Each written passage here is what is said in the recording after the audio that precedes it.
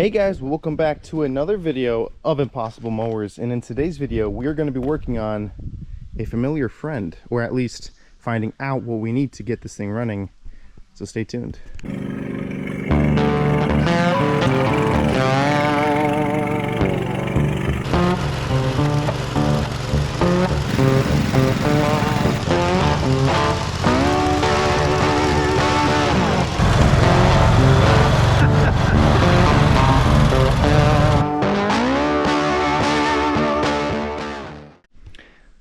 Like I said in the beginning of today's video, guys, we're going to be looking at my John Deere 140 here, and we're going to be giving it another go to try to get it on the road again.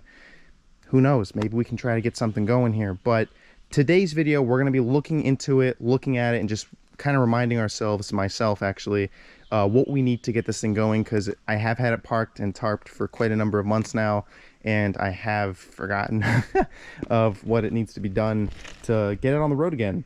Now, for those of you who are new to this channel, this is my 1968 John Deere 140. We got this from a buddy of mine for free, and honestly, I couldn't have asked for more, because these John Deeres, they're not only hard to find for that kind of price range, but also they're just machines that were built to last. And to find one with hydraulics on it, it's a score. Give you guys a good camera shot here of pretty much the whole rig. Hopefully you guys can see that. I mean, she's a little rough around the edges, but it is a mower nonetheless, and a really good mower. But at the end of the day, I believe we can get this thing running and driving once again. Now, this unit, let's see, anything more I can tell you guys. It's hydrostatic. It's got the double brake with the single clutch on it. I mean, that's a classic for this year. And it's a pretty nice rig. I mean, just look at that unit. Now, it doesn't look like a whole lot, but I believe we can get it going. But like I said, I forgot what we need to get it going with, so we're gonna look into that right now. But to give you guys a little history lesson here, a little Impossible Mowers history lesson. In the year 1960, in the 1960s, geez. In the 60s, these tractors were just becoming a hit. And by the year 1968, the year of this mower, hydraulics were, especially on a garden tractor, because that's what they used to call these things, garden, and they are garden tractors. Having the luxury of a hydraulic system, you had to have some pretty deep wallets in order to get something like this. Maybe not deep wallets, but you pretty much, they weren't cheap, especially for that time frame, but it was also a luxury to have. I mean, this was back in the era where hydraulics were just becoming more popular, and they were putting them on everything, including your freaking lawnmower, the thing you would mow your lawn with. You can see here, we got our hydraulic plugs right here, which are controlled by the levers right there. What you could put on these, you could put snow plows, so you can have a hydraulic working snow plow. You can have snow blowers and a lot of cool other things. I won't get into that too much today, but these also came with the durable cast iron Kohler here. Let's have a look. These cast iron Kohlers, I'll tell you, I've worked on a lot of them before, and they're tough. They are tough. In a lot of ways, they're tough as in they can handle a lot of work, and they don't ask for much back. But they are also tough to get work done on them. Doing things like removing the motor or doing an exhaust system or something, it's tough because you're dealing with a lot of tough, tight spaces here. I mean, the exhaust system, it's like, just look how tight that is. If you wanted to take this exhaust system off, you'd have to take this whole grill off. If I wanted to engine swap this, I'd have to take the drive shaft off and all that good stuff. So, but in that regard, these things they're made to last. They're cast iron Kohlers. They're good machines. They don't make them like they used to anymore. But yeah, so I think I told you guys the starter burnt out on it. I think it's still got good oil, or it's got oil. Yeah, it's got something. It turns over just fine. The spark plug, here's another thing. The spark plug, we actually ended up ordering from England because for some reason, nobody, eBay, Amazon, Steiner, nobody had a spark plug to this Kohler. I don't know why. I don't know if it maybe I just wasn't looking in the right places. Not too sure, but usually that is like the least of your concerns, and I couldn't find one. But I found one in England, and I had it shipped over to me, and it took them like 5 months. But I got it in the shop, and it's an exact replica of the Kohler, you know, the cast iron Kohler. This is a K3001, so this is the K series of the cast iron Kohlers. Now, I try not to go aftermarket with these units because the thing about these cast iron Kohlers and any kind of old iron, you're going to notice a difference when you're using aftermarket parts, cheap parts that are not made pretty well. I try to use Steiner tractor parts, or even the actual manufacturer, if I could find it on eBay or something that's actually you know, got the part number on it. Just because, you know, when it comes to this old stuff, I like to try to bring it back to its originality. Just try to bring her back to what she used to be. But last year, what we tried doing is we tried to do the carburetor, which worked out amazing, and it was starting to start. It was beginning to start, and it was puffing. It was doing good. We were gonna get it running, I swear. And then the starter blew out. It just burnt out, and it was just not a good scene. So we have to get a new starter for this, which I do have in my cart, and I'm gonna pull the trigger on that in a few days here. Might take a week or two, but we're gonna pull the trigger on a starter. We're gonna pull the trigger on some positive and negative cables. I'm seeing that the solenoid one here is pretty shot. Look at that, pretty shot. Now back in these days, you would have the positive going from the battery to the solenoid, and the negative going from the battery to the frame, or some sort of metal configuration here. Sometimes they went to the block, but I'm not seeing the negative terminal here, so that is something we are going to have to order as well. So positive, negative terminals, starter. Wow. I'm pretty I don't know if this is just like this. I'm pretty sure this is power steering. I'm not too sure. Do not quote me on that. I'm probably wrong. It's probably just like some sort of rack system or something. But funny thing, the blade deck is actually raised and lowered, I think, by hydraulics, because I don't see any yeah, I don't see any way of pulling it up. Even some of you guys might be thinking the knob here in the front, but I don't know.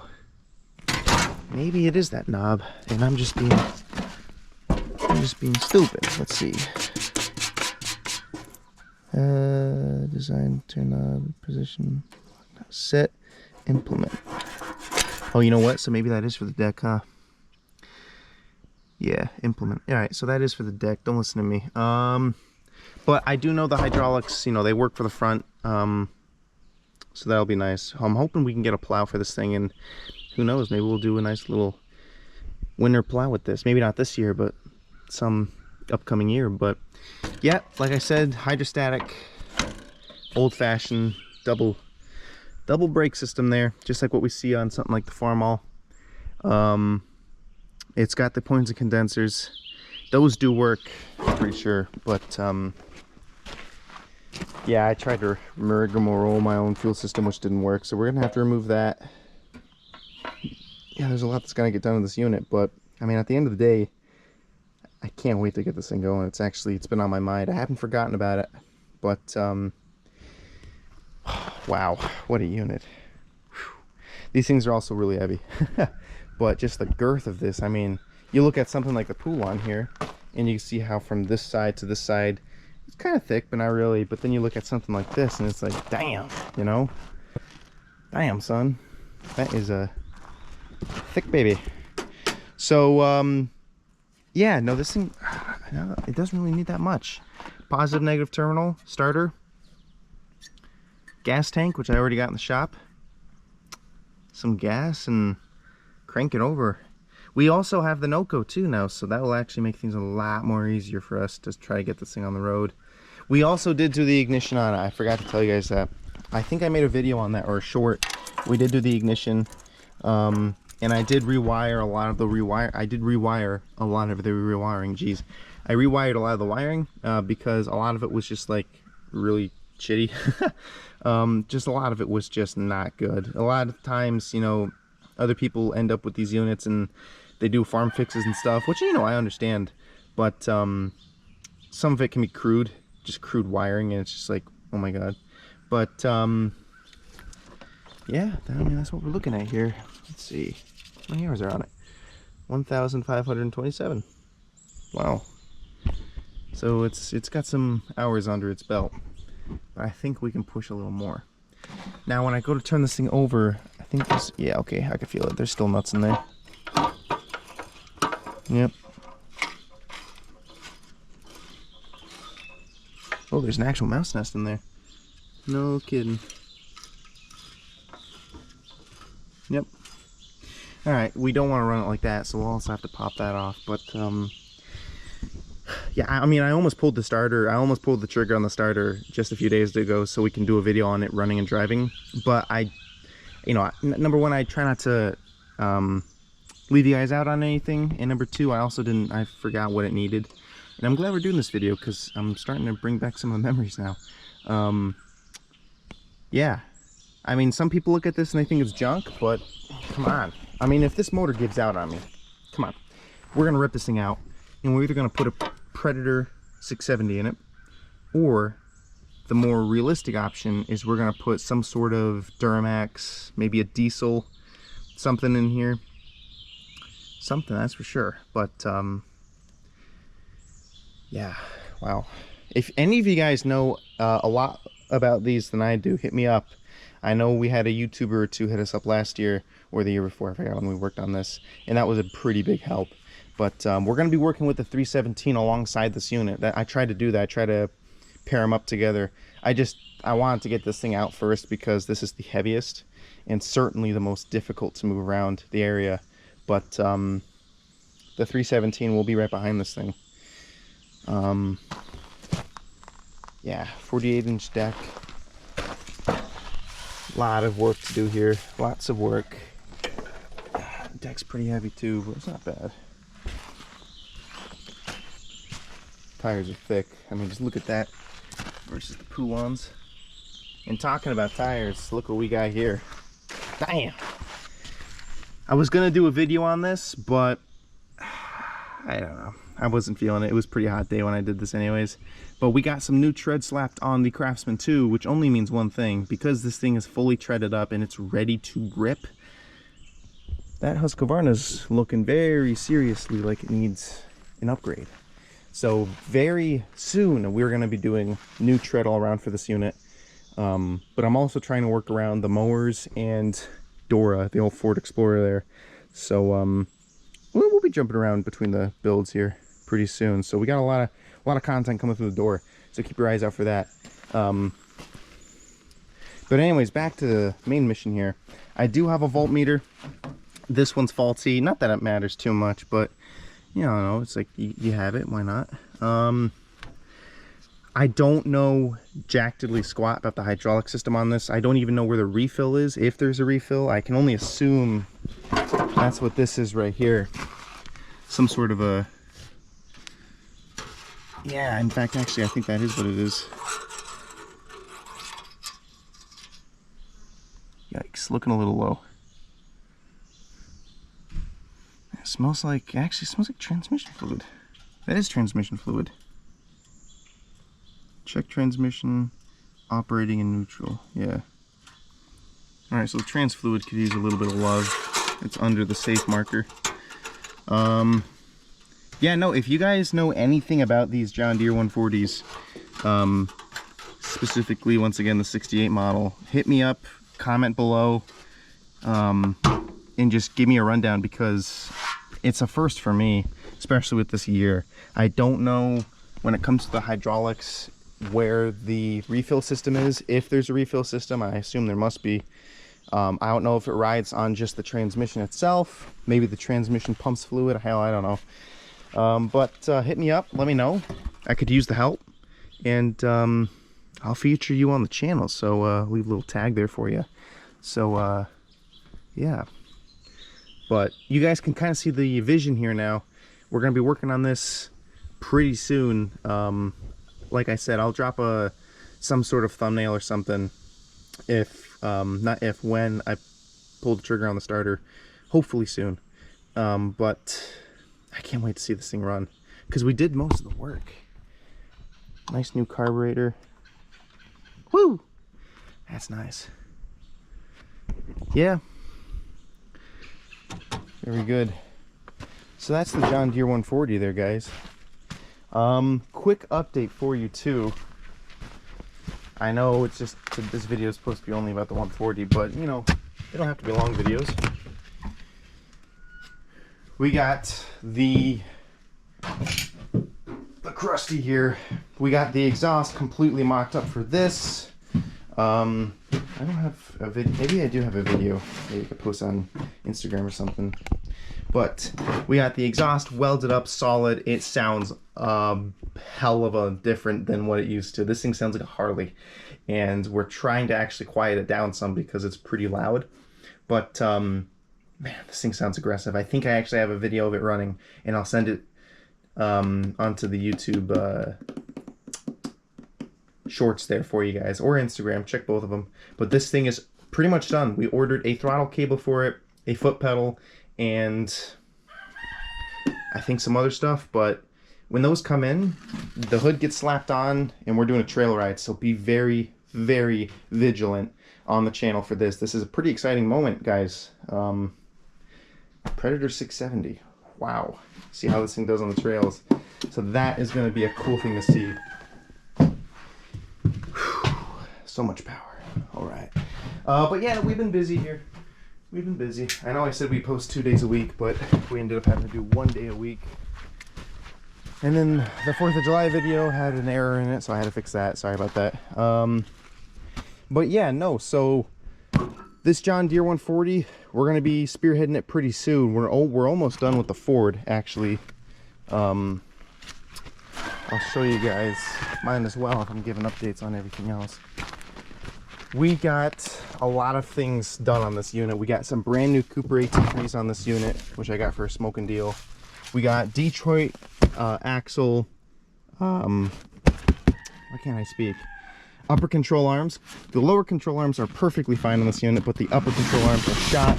We got the whole entire brake assembly. We have brake lines, brake fittings, brake hoses. The only thing I didn't buy is the booster, the master cylinder there. But I mean, everything's here. So we have the brake assembly, we have the upper control arms. I ordered wheel bearings. We're gonna get a tailgate, a rear window, and some other odds and ends. But within the next few weeks, that's for sure, this Ford should be coming into a close. And when it does, we're gonna road trip it. We're gonna road trip this unit. I'd like to go out west, if I'm being honest with you guys. I'd like to go out west with this unit, but we'll probably go up north to Mount Washington and just kind of feel it out on the highway there, and then judge from there whether we want to take it out west. So pretty exciting stuff happening here as well. I feel like there was another update. This is turning into an update video. Is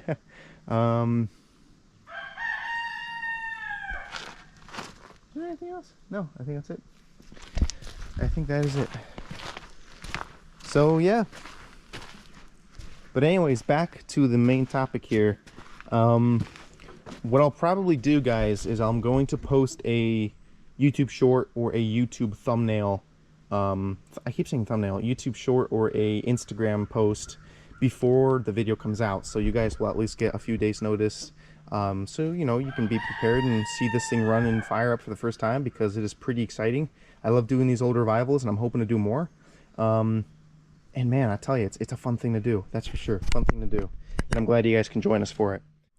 So that is going to be it for today's video, guys. I know we're not doing a lot. We're not doing anything big with this John Deere in today's video, but I did want to have a good look at it with you guys, just so you guys can also get reminded. And if you're new to the channel, you can see for the first time this amazing John Deere 140 that's I forget, drive shaft driven. So I can't wait to start working on this thing. When it starts driving, it's going to be a treat. But yeah.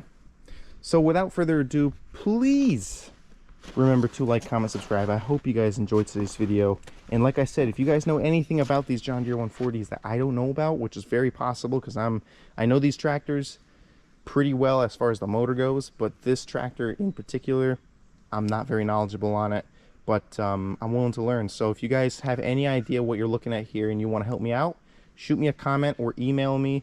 You can see the email in the description below, or you can just go to the front page of the channel and you can see it there. So yeah, without further ado, please remember to like, comment, subscribe. Check out the links below for the Instagram and Patreon. Show some love there as well. And I think that's it. So without further ado, I hope you guys stay safe, and I'll catch you guys next time. This is Impossible Mowers out.